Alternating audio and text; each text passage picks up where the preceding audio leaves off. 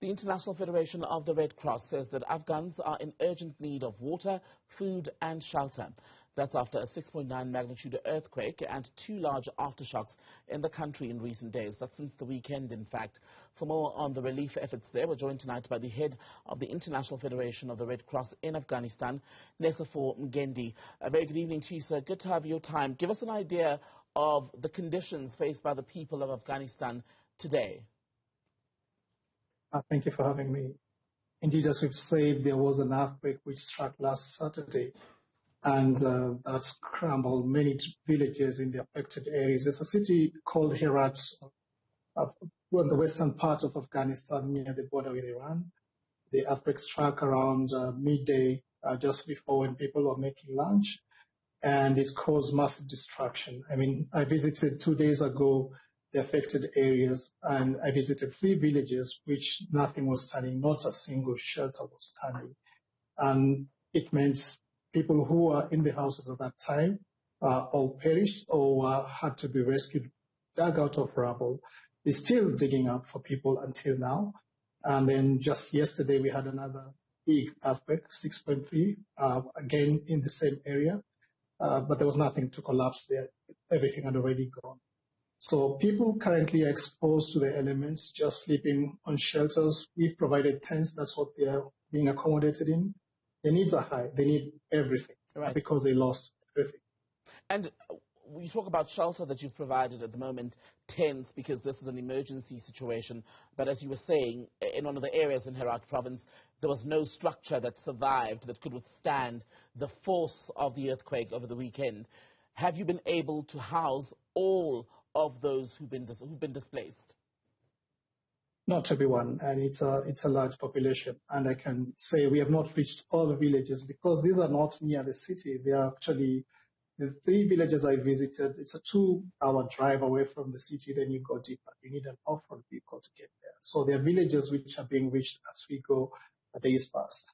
Now, people out there are not accommodated. Winter is coming in less than 2 months, and we are racing against time because they cannot stay in the tents during winter.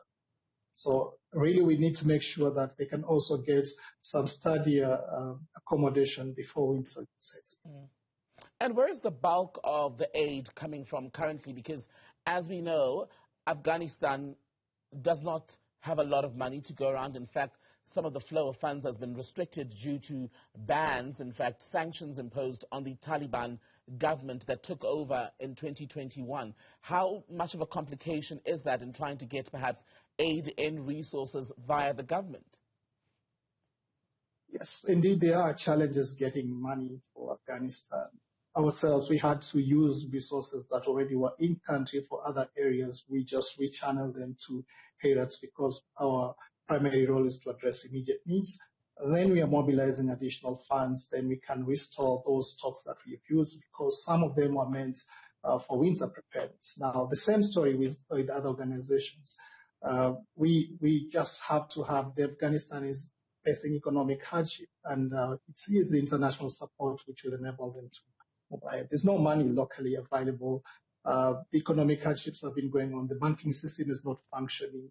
And getting money really just has to be the international support for this response. The authorities cannot manage alone because remember, the country has been in crisis for more than 2 years. It's not just the earthquake, it's just one of the latest. They've been battered by droughts. Then you've had economic hardship. They just came out of conflict. So the needs are massive and all support is needed.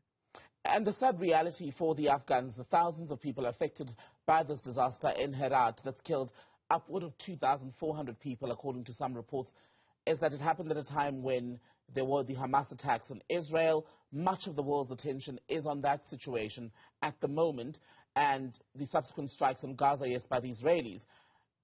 That disaster, the unfolding horrors in the Middle East, have they taken away from the sort of attention that is needed in Afghanistan at the moment in order to get a response from the globe? Because even when you watch international channels, this story doesn't even feature that much at the moment.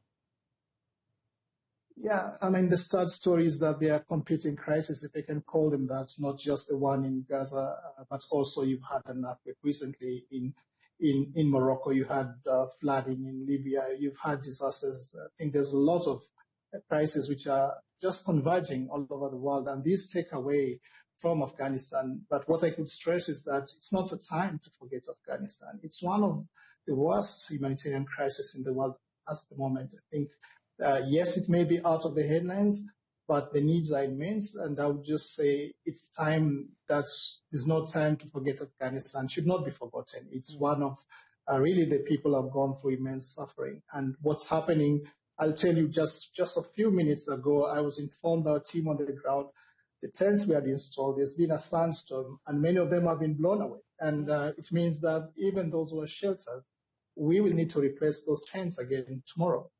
It raises the question, Necephor, for an organization such as yourself, how will you be able to keep this going? As you were saying earlier, getting money into Afghanistan is not the easiest because of the political situation and the rest of the world's reaction or relationship, lack thereof, with the Taliban government. Yeah, I think it's important to recognize that there are political dimensions to the crisis in Afghanistan, but Afghans should not be put into it because humanitarian assistance should be delivered without putting politics into it.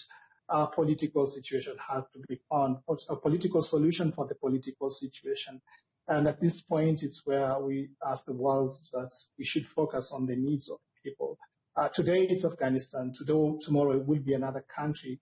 And I think that's the most important part of it. And for our organization, the Red Cross Red Crescent, we continue to deliver services. We do have some donors, and we're very grateful who have been supporting us. And we're hoping that they'll come along. But the needs really are immense, and we will need to be supported. That would have to come from the international community.